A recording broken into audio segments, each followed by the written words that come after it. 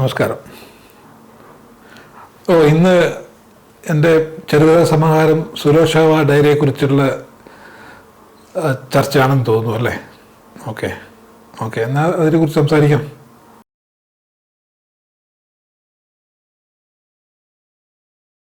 സുലോഷാവ diary ഒരു ചെറുകഥാ സമാഹാരമാണ്. 15 ചെറുകഥകളുള്ള ഒരു സമാഹാരം. ഇതാണ് സമാഹാരം. ഇതിൽ 15 കഥകളും വ്യത്യസ്തമായ രാജ്യങ്ങളിലൂടെ സഞ്ചരിച്ചതും പിന്നെ വ്യത്യസ്തമായ അനുഭവങ്ങളിലൂടെയുള്ള കഥകളാണ് ഇതിലുള്ളത്. അപ്പോൾ ഇതിനെ സുലോഷാവ പോളണ്ടിലെ ഒരു സ്ഥലമാണ്. അവിടുത്തെ ഒരു സംഭവമായിട്ട് ബന്ധപ്പെട്ടാണ് ഈ കഥ എഴുതിയിരിക്കുന്നത്. ആ കഥയുടെ ടൈറ്റിലാണ് ഈ പുസ്തകത്തിനും കൊടുത്തിരിക്കുന്നത്, ഈ സമാഹാരത്തിന് കൊടുത്തിരിക്കുന്നത് അത് തന്നെയാണ്. അതുകൂടാതെ 15 കഥകൾ ഇതിലുണ്ട്.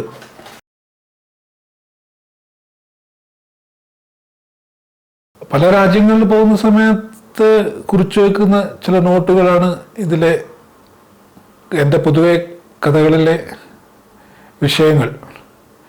അപ്പോൾ പല രാജ്യങ്ങളിൽ സഞ്ചരിച്ചിട്ടുണ്ട്. കഥകളിലൂടെ ഓരോരോ രാജ്യങ്ങളിലെ അനുഭവങ്ങൾ വരുന്നുണ്ടല്ലോ. അപ്പോൾ പ്രേക്ഷകർക്ക് അല്ലെ വായനക്കാർക്ക് ആ രാജ്യങ്ങളെക്കുറിച്ച് അറിയാം.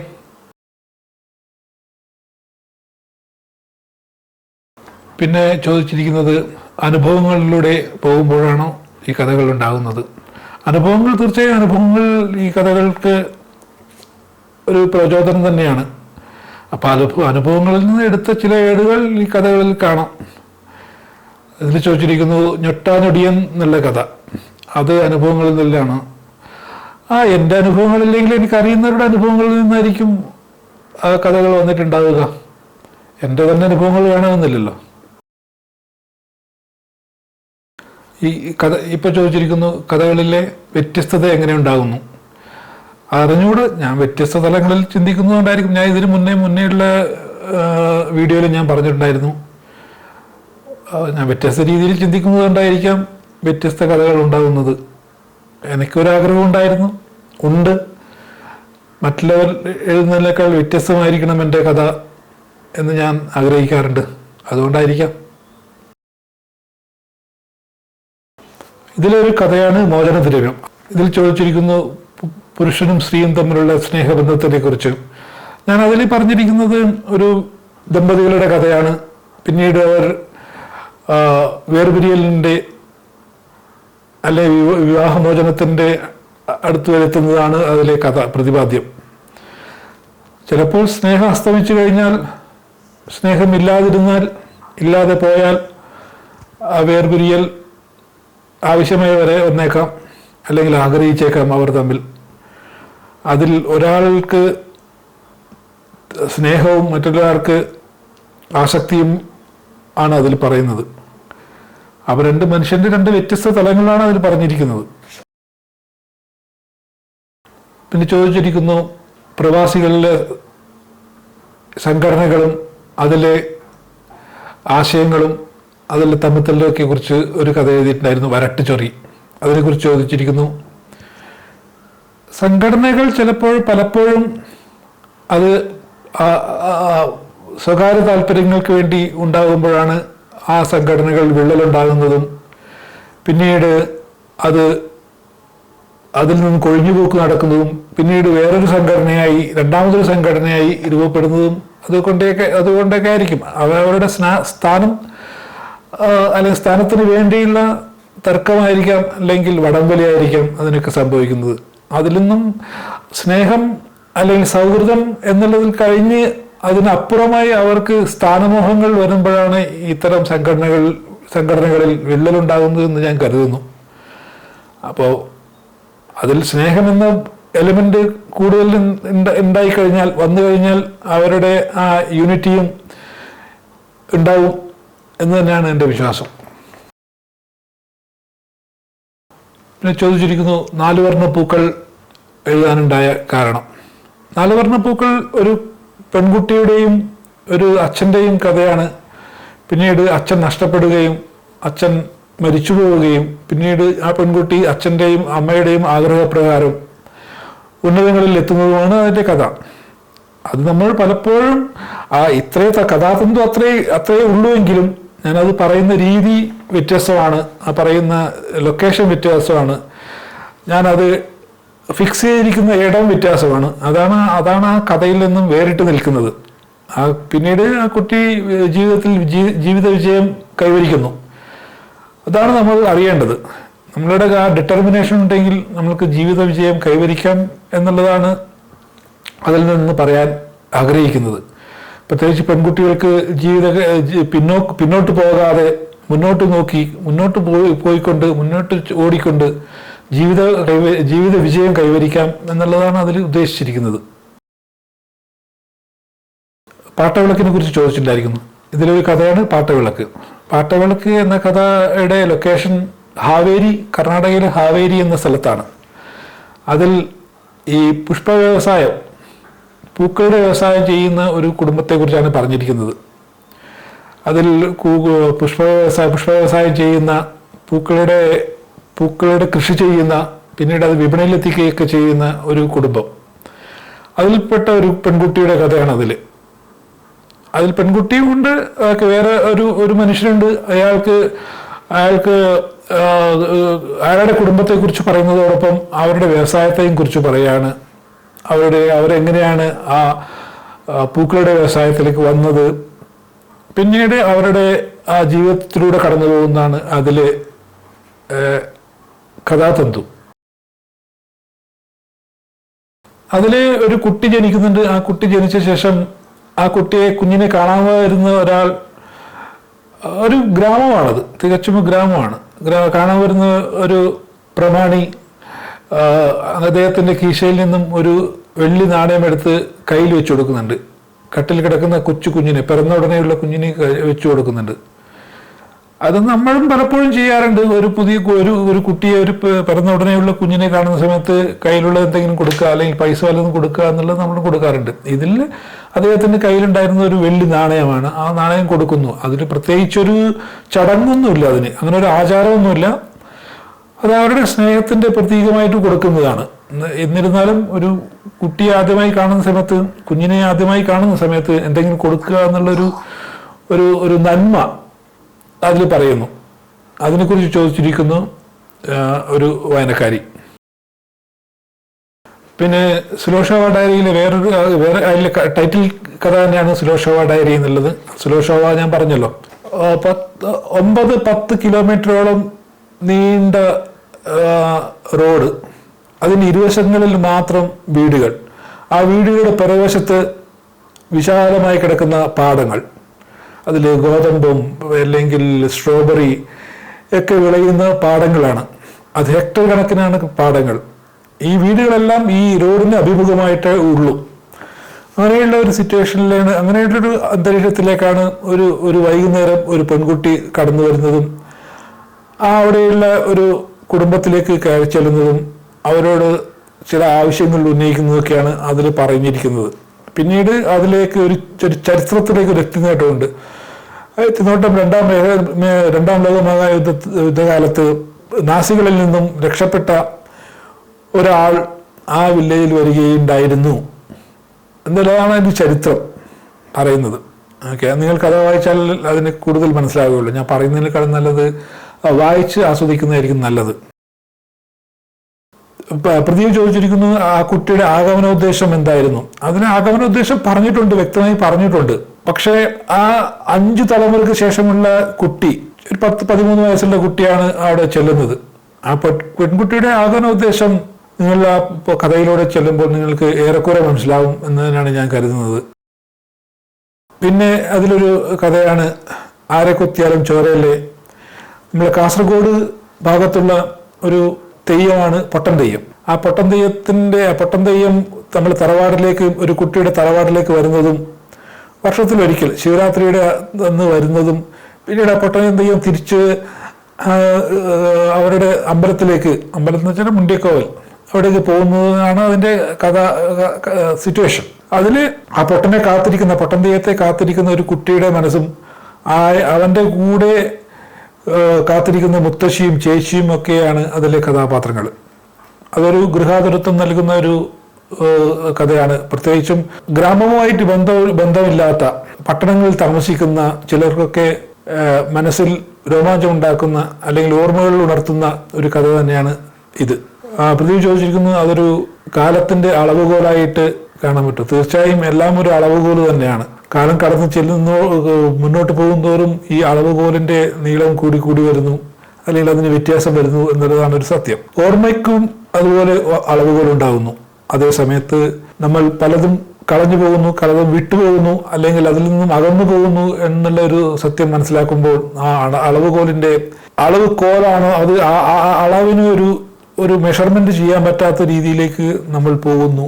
അതൊക്കെ ആ കഥയിലൂടെ നമുക്ക് വായിച്ചെടുക്കേണ്ടതുണ്ട്. അതിലെ വേറൊരു കഥയാണ് കലുങ്ക്. അതിനെക്കുറിച്ച് പ്രദീപ് ചോദിച്ചിരിക്കുന്നത് ഇങ്ങനെയാണ്: ജീവിതം ഉത്തരം കിട്ടാത്ത സമസ്യ. അതിൽ അത്തരം ഒരു സമസ്യയാണോ ഈ കഥ? ജീവിതം തന്നെ ഒരു സമസ്യ തന്നെയാണ്. കോഴിക്കോട് നിന്നും ഒരാൾ ശ്രീലങ്കയിലേക്ക് പോകുന്നതും ശ്രീലങ്കയെ വെച്ച് ഒരു സിംഹള പെൺകുട്ടിയെ കാണുന്നതും ആ പെൺകുട്ടിയുമായി പ്രേമത്തിലായി കോഴിക്കോട് തിരിച്ചു വരുന്നതുമാണ്. പിന്നെ തിരിച്ചു വന്ന ശേഷം അദ്ദേഹത്തിന്റെ പിതാവിന്റെ കച്ചവടങ്ങൾ ഇയാൾ ഹാൻഡിൽ ചെയ്യുന്നതൊക്കെയാണ് സിറ്റുവേഷൻ. അത് ആ സമയത്ത് അയാൾക്ക് വേറെ വഴിയില്ലാത്തതുകൊണ്ട് സിംഹള പെൺകുട്ടിയെ കൂട്ടിക്കൊണ്ടുവരികയും ചെയ്തു. ആ കുട്ടിയെ കല്യാണം കഴിക്കാൻ പറ്റാത്തതുമായ സിറ്റുവേഷനിൽ ഒരു സമസ്യ തന്നെയാണ് അദ്ദേഹം നേരിടേണ്ടി വരുന്നത്. അതിന് ഉത്തരങ്ങളുമായി അതിലെ കഥാപാത്രം നമ്മളോട് ചോദിക്കുന്നു ചോദ്യങ്ങൾ. അദ്ദേഹത്തിന് അയാൾക്ക് എന്ത് ചെയ്യാൻ പറ്റുമായിരുന്നു? ആ സമയത്ത് അയാൾ ചെയ്തത് തന്നെയാണ് ശരി. പിന്നീട് ചോദിച്ചിരിക്കുന്നത് ഇരുട്ടിനെ ഭയക്കുന്ന ഒരു കുട്ടിയുണ്ട് ഓലച്ചാത്തൻ എന്ന കഥയിൽ. ഓലച്ചാത്തൻ എന്ന് പറഞ്ഞാൽ നമ്മളെ പഴയ വീടുകളിൽ കാണുന്ന ചെറു പ്രാണിയല്ലേ, കറുപ്പ് നിറത്തുള്ള ചെറു പ്രാണി, ഓട്ടലി എന്നൊക്കെ പറയും. ഒരു കുട്ടി അതിന് ഒരു തട്ടുംപുറത്ത് കയറുകയും തട്ടുംപുറത്തുനിന്ന് ഒരു ഓലച്ചാത്തൻ ഈ ഓട്ടലി ചെവിയിൽ കയറുകയും പിന്നീട് നടന്ന സംഭവങ്ങളാണ് ആ ചെറിയ കഥയിൽ പറയുന്നത്. നമ്മൾ പണ്ട് ഈ കറണ്ടില്ലാത്ത കാലത്ത് പലതിനെയും ഭയന്നിരുന്നു. എന്നാൽ ഇപ്പം എല്ലാ ഗ്രാമങ്ങളിലും വൈദ്യുതി എത്തിയതുകൊണ്ട് പല ഭയങ്ങളും നീങ്ങി, പല ഭയപ്പെടുത്തുന്ന കാരണങ്ങളും ഇല്ലാതായി. എന്നിരുന്നാലും ഇതുപോലുള്ള കുട്ടികളിലെ ചെറിയ ഭയങ്ങൾ ഉണ്ടാക്കുന്ന ചില അനുഭവങ്ങൾ ഇപ്പോഴും നടക്കുന്നുണ്ട്. അതിൽ നിന്നും വേറിട്ട് നിൽക്കുന്ന ഒരു കുട്ടിയാണ് ഓലച്ചാത്തനിലത്തെ ഈ കുട്ടി. എന്നിരുന്നാലും അവിടെ വരുന്ന ഒരു പെൺകുട്ടിയുമായുള്ള ആ സൗഹൃദം, അതേ പ്രായത്തിലുള്ള പെൺകുട്ടികളുടെ സൗഹൃദം, കുട്ടികൾ എത്ര കലഹിച്ചാലും അവരുടെ സൗഹൃദം എന്ന് നിലനിൽക്കുന്നു എന്ന് പറയുന്ന ഒരു കഥയാണ് ഈ ഓലച്ചാത്തനിലൂടെ പറയുന്നത്. അതുപോലെ ഒരു രസകരമായ കഥയാണ് ബിഗിച്ച് ടവേഴ്സ്. അലാസ്കയിൽ നിന്നും പടിഞ്ഞാറോട്ട് സഞ്ചരിച്ചാൽ ഒരു ഗ്രാമമുണ്ട്. ആ ഗ്രാമത്തിൽ ഒരു ബിൽഡിംഗ്, ആ കെട്ടിടത്തിന് അകത്ത് മാത്രമേ, ആ ഗ്രാമത്തിൽ വേറെ ആൾക്കാർ താമസിക്കുന്നില്ല, ആ ബിൽഡിങ്ങിൽ മാത്രമേ താമസിക്കുന്നുള്ളൂ. ഒരു 14 നില ഫ്ലോറുള്ള 270ഓളം അപ്പാർട്ട്മെന്റ് ഉള്ള ഒരു ബിൽഡിംഗ്, ABCD 3-4 ബ്ലോക്കുകളുള്ള ഒരു ബിൽഡിംഗ്. അവിടെ നടക്കുന്ന ഒരു സംഭവമായിട്ട് ഒരു 3 ജനറേഷൻ മുമ്പേ ഒരു പ്രണയിതാക്കൾ ഉണ്ടായിരുന്നു. പിന്നീട് അവരുടെ പ്രണയം നഷ്ടപ്പെട്ട് അവർ വേറെ ഇടങ്ങളിലേക്ക് പോവുകയും പിന്നീട് 3ാമത്തെ തലമുറ അത് അന്വേഷിച്ച് വരികയും അവരുടെ സൗഹൃദ ബന്ധം തുടരുന്നതാണ് ആ ബിഗിച്ച് ടവേഴ്സ് എന്നുള്ള ഒരു കഥ. ആ ബിഗിച്ച് ടവേഴ്സിന്റെ പ്രത്യേകത തന്നെയാണ് മെയിൻ സംഭവം. എന്താണ്? ആ ഗ്രാമത്തിൽ ഒരു ബിൽഡിങ്ങിൽ മാത്രം ആളുകൾ താമസിക്കുന്നു. അത് ആ ഗ്രാമത്തിലേക്ക് കടന്നു ചെല്ലാൻ തന്നെ ഒരു ടണലുണ്ട്. ആ ടണലിലൂടെയാണ് വാഹനങ്ങളും പോകുന്നതും ട്രെയിനും പോകുന്നതും. ട്രെയിൻ പോകുന്ന സമയത്ത് വാഹനങ്ങൾ നിർത്തിവെക്കും, പിന്നെ ട്രെയിൻ പോയി കഴിഞ്ഞാൽ വാഹനങ്ങൾ തുറന്നു പോകും. അങ്ങനെയൊക്കെയാണ് ആ ഗ്രാമത്തിന്റെ പശ്ചാത്തലം. അപ്പം ആ പശ്ചാത്തലത്തിൽ നടക്കുന്ന ഒരു കഥയാണ് ഈ ബിഗിച്ച് ടവേഴ്സ് എന്നുള്ള കഥ. ഇതേ സമാഹാരത്തിലുള്ള ഒരു കഥയാണ്. പിന്നെ വീണ്ടും ചോദിച്ചിരിക്കുന്നു മോചനദ്രവ്യം എന്നുള്ള കഥ. ഭാര്യ ഭർത്തൃ ബന്ധങ്ങൾ ശിഥിലമായി കൊണ്ടിരിക്കുന്ന ചില ഇടങ്ങളുണ്ട്. ഞാൻ എല്ലായിടത്തും പറഞ്ഞ ചില ഇടങ്ങൾ, ആ ഇടങ്ങളിൽ പല കാരണങ്ങൾ കൊണ്ട് അത് ശിഥിലമാകാം. അതിലൊരു കാരണം മാത്രമാണ് ഞാൻ ആ മോചനദ്രവ്യം എന്ന കഥയിലൂടെ പറയുന്നത്. പിന്നെ അതിലൊരു വേറൊരു കഥയാണ് ലോഗ് ബുക്ക്. ഈ സ്കൗട്ട് NCC എന്നതിലൊക്കെ നമ്മൾ സ്കൂൾ കാലങ്ങളിൽ ലോഗ് ബുക്ക് തയ്യാറാക്കാറുണ്ടല്ലോ. പക്ഷികളെക്കുറിച്ച്, മരങ്ങളെക്കുറിച്ച്, അല്ലെങ്കിൽ വിവിധ ടൂറിസ്റ്റ് ഇടങ്ങളെക്കുറിച്ച്, സ്റ്റാമ്പുകളെ കുറിച്ചൊക്കെ ലോഗ് ബുക്ക് ഉണ്ടാക്കും. ഒരു ബുക്ക് ആ പർട്ടിക്കുലർ വിഷയത്തെക്കുറിച്ചുള്ള വിവരങ്ങൾ. അപ്പം അങ്ങനെ ഉണ്ടാക്കിയ ഒരു ലോഗ് ബുക്കായിരുന്നു പക്ഷികളെ കുറിച്ചുള്ള ലോഗ് ബുക്ക്.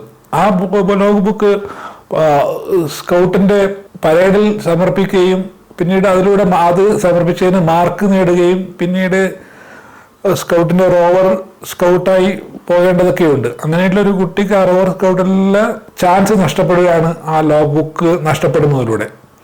അപ്പം അതിൻ്റെ കാരണങ്ങളും അതിൻ്റെ രസകരമായ കഥയാണ് ഈ ലോഗ് ബുക്ക് എന്നതിൽ പറഞ്ഞിരിക്കുന്നത്. അത് നമ്മൾക്കും പലരും അനുഭവിച്ചിട്ടുണ്ടാവാം ഈ ലോഗ് ബുക്ക് ഉണ്ടാക്കുന്നതൊക്കെ. പിന്നെ ഒരു കഥയാണ് വെളിച്ചം ഇല്ലാതാകുമ്പോൾ. ഇതിൽ വെളിച്ചം, രണ്ടു തരത്തിലുള്ള വെളിച്ചം നമ്മൾ കാണാം. നമ്മൾ സൂര്യനിലെ വെളിച്ചവും പിന്നെ കണ്ണുകളിലെ വെളിച്ചവും. ഇതിൽ ഈ രണ്ട് വെളിച്ചവും നമ്മൾ ഓർത്തിരിക്കേണ്ടതാണ് ഈ കഥ വായിക്കുമ്പോൾ. ഇതിൽ ഒരു കണ്ണ് കാണാത്ത, കാഴ്ചയില്ലാത്ത അന്ധനായ ഒരാൾ നാടകം കാണാൻ പോവുകയും അവിടെ നടക്കുന്ന ഒരു മോഷണവും തുടർന്ന് ആ മോഷണം ആര് ചെയ്തു എന്ന് കണ്ടുപിടിക്കുന്നതാണ് അതിലെ കഥാതന്തു. ആ മോഷണം ചെയ്തത് ആരാണെന്ന് കണ്ടുപിടിക്കുന്നത് ഈ അന്ധനായ മനുഷ്യനാണ്. ആ സമയം നാടകം തുടങ്ങിയതേ ഉള്ളൂ, നാടകം തുടങ്ങിയിരിക്കുന്നു. അപ്പോഴാണ് ഈ മോഷണം നടക്കുന്നതൊക്കെ. അതാണ് ഈ കഥയിലൂടെ പറയുന്നത്.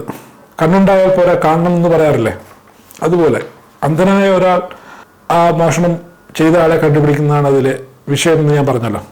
ഇതിൽ വേറൊരു കഥയാണ് വരയായി വർണ്ണമായി. ഒരു വിദേശി ഇന്ത്യയിൽ സന്ദർശനത്തിന് വരികയും ഇന്ത്യയിൽ ഒരുപാട് സ്ഥലങ്ങളിൽ സഞ്ചരിച്ച ശേഷം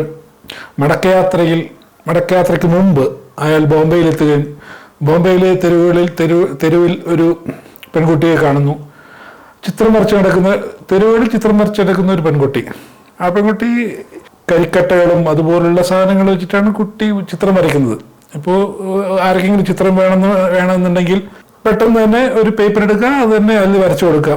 അങ്ങനെയാണ് കുട്ടി ചെയ്തിരിക്കുന്നത്. ആ കുട്ടിയെ ഈ വിദേശി കാണുകയും ആ കുട്ടിക്ക് ഉന്നത വിദ്യാഭ്യാസത്തിന് വേണ്ടിയുള്ള കാര്യങ്ങൾ ചെയ്യാമെന്ന് ഏൽക്കുകയും ആ കുട്ടിയെ വിദേശത്ത് കൊണ്ടുപോവുകയും ചെയ്യുന്നതൊക്കെയാണ് ആ കഥയിൽ പറയുന്നത്. അതിലും ആ സ്നേഹത്തിൻ്റെ വേറൊരു ഭാവം നിങ്ങൾക്ക് അതിൽ കാണാൻ പറ്റുന്നു.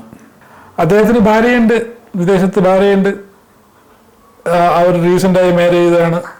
എന്നിരുന്നാലും ഈ കുട്ടിയുടെ കഴിവും കണ്ട് ഇഷ്ടപ്പെടുകയും ആ പെൺകുട്ടിയെ വിദേശത്ത് കൊണ്ട് പഠിപ്പിക്കാനുള്ള ഒത്താശകൾ ചെയ്യുകയാണ് ചെയ്യുന്നതിൽ. എന്നിട്ടും ആ കുട്ടിയുടെ മാതാപിതാക്കളോട് പറയുന്നു, ഞാൻ കൊണ്ടുപോവുകയാണെങ്കിലും ഇവൾ നിങ്ങളുടെ മകൾ തന്നെയായിരിക്കും. ഞാൻ ഈ കുട്ടിയെ ഉന്നത വിദ്യാഭ്യാസത്തിനുള്ള കാര്യങ്ങൾ ചെയ്യുന്നു എന്ന് മാത്രമേ ഉള്ളൂ, അല്ലെങ്കിൽ പഠിക്കാനുള്ള സൗകര്യങ്ങൾ ചെയ്തു കൊടുക്കുന്നു എന്ന് മാത്രമേ ഉള്ളൂ എന്ന് പറയുന്നുണ്ട്.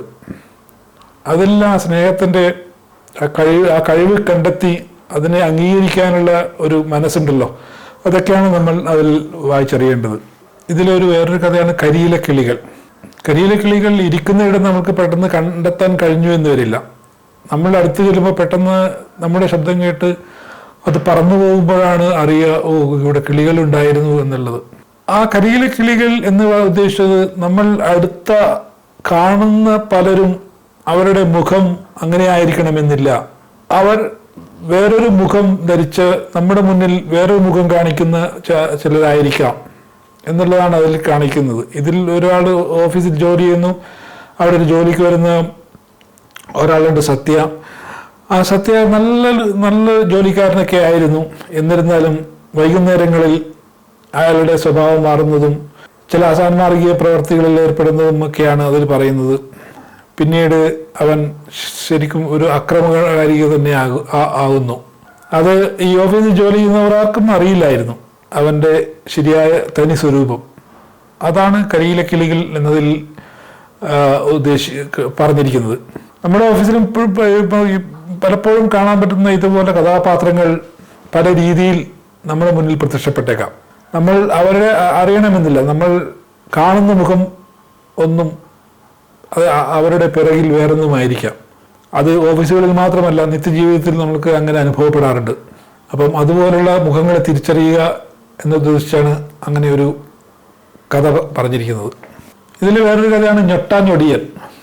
നമ്മുടെ ഗ്രാമപ്രദേശങ്ങളിൽ പറമ്പുകളിൽ കാണുന്ന ഒരു ചെറിയൊരു ചെടി കാണുമല്ലോ, അതിൽ ചെറിയൊരു കായയും കാണും, ഞൊട്ടാഞ്ഞൊടിയൻ എന്ന് പറയാറ്. അപ്പം അതിൻ്റെ ഓർമ്മകളിലൂടെ പോകുന്ന നഗരത്തിൽ താമസിക്കുന്ന ഒരു സ്ത്രീയുടെ മനസ്സിലൂടെയാണ്, ചിന്തകളിലൂടെയാണ് ആ കഥ പോകുന്നത്.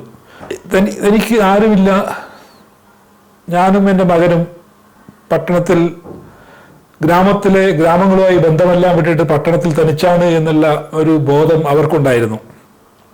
അവർ ആഗ്രഹിക്കുന്നു, പ്രായം കൂടുന്തോറും അവർക്ക് ഗ്രാമങ്ങളിൽ ചേക്കാരൻ അല്ലെങ്കിൽ തന്നെ അവിടെ ഒന്ന് പോകണം, സന്ദർശിക്കണം എന്ന ചിന്തയൊക്കെ അവർക്കുണ്ടാകുകയും പിന്നീട് അവർ ഗ്രാമത്തിലേക്ക് ചെല്ലുമ്പോൾ അവരെ എതിരേറ്റത് ഒരു കൂട്ട നിറയെ അല്ലെങ്കിൽ ഒരു ബാസ്ക്കറ്റ് നിറയെ, അതുമല്ലെങ്കിൽ ഒരു മഴ പോലെ ഞൊട്ടാഞ്ഞൊടിയൻ അവരിലേക്ക് വരുന്നതാണ്, അവരിൽ വീഴുന്നതാണ് ആ കഥ ചെല്ലുന്നത്. ആ ഒരു ഗൃഹാതുരത്വം ഉള്ള ഒരു കഥയാണ് ഈ ഞൊട്ടാഞ്ഞൊടിയൻ. ഇതേ സമാഹാരത്തിലുള്ളതാണ് സുലോഷോവ ഡയറി. പിന്നെ നമ്മൾക്ക് മനസ്സിന് നൊമ്പരമുണ്ടാക്കുന്ന വേറൊരു കഥയാണ് ഇതിലെ ലിവിങ് വിൽ. ലിവിങ് വിൽ എന്ന് ഉദ്ദേശിച്ചത് ഒരാൾ ജീവിച്ചിരിക്കുമ്പോൾ തന്നെ അവർക്ക് ഒരു വിൽ എഴുതാൻ കഴിയുന്നു.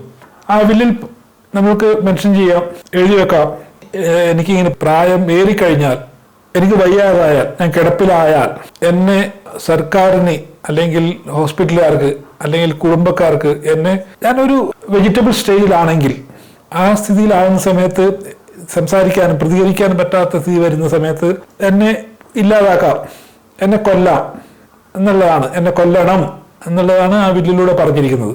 ദയാഹർജി എന്ന് പറഞ്ഞാൽ നമ്മൾ വെജിറ്റബിൾ സ്റ്റേജിൽ കിടക്കുന്ന ഒരാളെ അവരെ കുടുംബക്കാർക്ക് ജീവൻ എടുക്കാമെന്നുള്ളതാണല്ലോ ദയാഹർജി. വേറൊരാളുടെ ഇതല്ല, ഇത് സ്വന്തം. അതാണ് ലിവിങ് വില്ല് എന്നോട് ഉദ്ദേശിക്കുന്നത്. അങ്ങനെ ഒരു വില്ല് എഴുതാൻ പോകുന്ന സ്ത്രീയും അതിനെ സമ്മതിക്കാതെ അതിനെ നോട്ടറൈസ് ചെയ്യേണ്ട ആവശ്യമുണ്ട്. നോട്ടറൈസ് ചെയ്യാൻ സമ്മതിക്കാത്ത ഒരു അഡ്വക്കേറ്റും പിന്നീട് ആ വില്ല് എക്സിക്യൂട്ട് ചെയ്യാൻ പറ്റാത്ത ഒരു സ്ഥിതി വിശേഷം ഉണ്ടാകുകയും ചെയ്യുന്നു.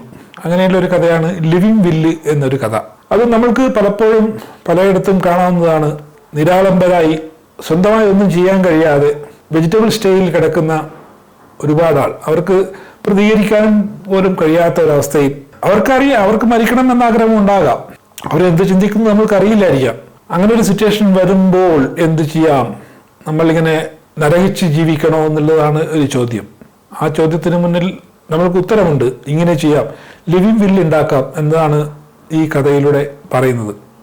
ഒരു ലീഗൽ ടേം മനസ്സിലാക്കുന്നു എന്നതിൽ അപ്പുറം നമ്മൾ ഈ ആ സ്റ്റേജിൽ കിടക്കുമ്പോൾ, ആ സ്റ്റേജിലൂടെ കടന്നു പോകുമ്പോൾ മറ്റുള്ളവർക്കുണ്ടാകുന്ന ബുദ്ധിമുട്ടുകളും ആലോചിക്കേണ്ടതുണ്ട്. അതൊക്കെയാണ് ആ കഥയിൽ പറഞ്ഞിരിക്കുന്നത്. ബാംഗ്ലൂരിൽ നിന്നും ഷൈനി ചോദിച്ചിരിക്കുന്നത് ഇങ്ങനെയാണ്: ഒരു ചെറുകഥാ സമാഹാരത്തെക്കാൾ വ്യത്യസ്തമായ രീതിയിലാണ് ഇത് എഴുതിയിരിക്കുന്നത്. ഗ്രാമത്തിന്റെ തനിമ, നൊസ്റ്റാൾജിയ അതൊക്കെ കൂട്ടിക്കലർത്തി ഇങ്ങനെ കോർഡിനേറ്റ് ചെയ്യുമ്പോൾ മനസ്സിൽ എന്താണ് ഉണ്ടായിരുന്നത്? ഞാൻ പറഞ്ഞില്ലേ, ഈ സുലോഷോവ ഡയറി എന്ന കഥാസമാഹാരം കടന്നു പോകുന്ന വ്യത്യസ്ത തലങ്ങളിലൂടെയാണ്, വ്യത്യസ്തമായ മുഖങ്ങൾ കാണിച്ചുകൊണ്ടാണ് ഈ കഥയിലെ ഓരോരോ കഥകളും. അപ്പം അതുകൊണ്ട് അതെങ്ങനെ വന്നു എന്ന് എനിക്കറിഞ്ഞുകൂടാ. ഞാൻ കഥകൾ സെലക്ട് ചെയ്യുന്ന സമയത്ത് ഇപ്പോൾ ഞാൻ 100-ലധികം കഥകൾ എഴുതി കഴിഞ്ഞിട്ടുണ്ട്. അപ്പം അതിൽ നിന്നും സെലക്ട് ചെയ്ത കഥകൾ ഇങ്ങനെ പല മുഖങ്ങൾ ഉള്ള, പല അനുഭവങ്ങളുള്ള, അല്ലെങ്കിൽ പല രാജ്യങ്ങളിലുള്ള കഥകളാണ് എന്നേ ഞാൻ ഉദ്ദേശിച്ചിട്ടുണ്ടായിരുന്നുള്ളൂ. രസങ്ങളും ഇതിൽ കടന്നു വന്നിട്ടുണ്ട്. അത് വായനക്കാർക്ക് നല്ല രീതിയിൽ മനസ്സിലാവുകയും ചെയ്യും. ഒരു കഥ വായിച്ച ശേഷം മറ്റൊരു കഥ വായിക്കുമ്പോൾ ഉണ്ടാകുന്ന വ്യത്യാസം അത് വളരെ വലുതാണ്. കാരണം അതിലെ കഥന രീതിയും അതിലെ ഫീലിങ്ങും എല്ലാം വ്യത്യാസമാണ്. അപ്പം അതുകൊണ്ട് തന്നെയാണ് ഇതിലെ 15 കഥകളും വ്യത്യസ്തമായിരിക്കുന്നത്. അതിൽ നൊസ്റ്റാൾജിയ ഉണ്ടാകാം, സ്നേഹമുണ്ട്, അല്ലെങ്കിൽ സൗഹൃദമുണ്ട്, അങ്ങനെ പല വികാരങ്ങളും ഇതിലൂടെ കടന്നു പോകുന്നു. ഇതിലെ പ്രധാന വിഷയം സ്നേഹം തന്നെയാണ്. അതിൻ്റെ കൂടെ നമ്മൾ നഷ്ടപ്പെട്ടു പോകുന്ന സൗഹൃദങ്ങൾ ഇതിലൂടെ പറഞ്ഞിട്ടുണ്ട്. ഞാൻ ഇതിനു മുന്നേ എഴുതിയ അല്ലെങ്കിൽ പ്രസിദ്ധീകരിച്ച സമാഹാരങ്ങളിലും സൗഹൃദവും സ്നേഹവും തന്നെയാണ് കൂടുതൽ പറഞ്ഞിരിക്കുന്നത്.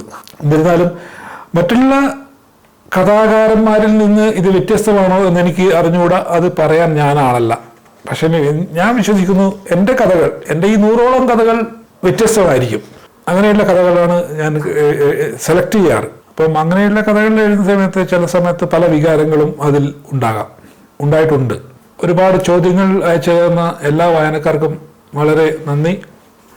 അതുമാത്രമല്ല, നിങ്ങൾ കഥകൾ ആസ്വദിക്കുന്നു, നിങ്ങൾ വായിക്കുന്നു എന്നതിൽ കൂടുതൽ സന്തോഷമുണ്ട്.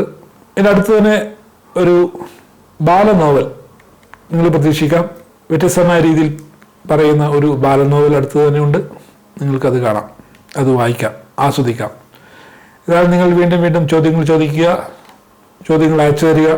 ഞാൻ പരമാവധി കഴിയുന്ന രീതിയിൽ ഉത്തരം നൽകുന്നതാണ്. 1000 നന്ദി. Thank you.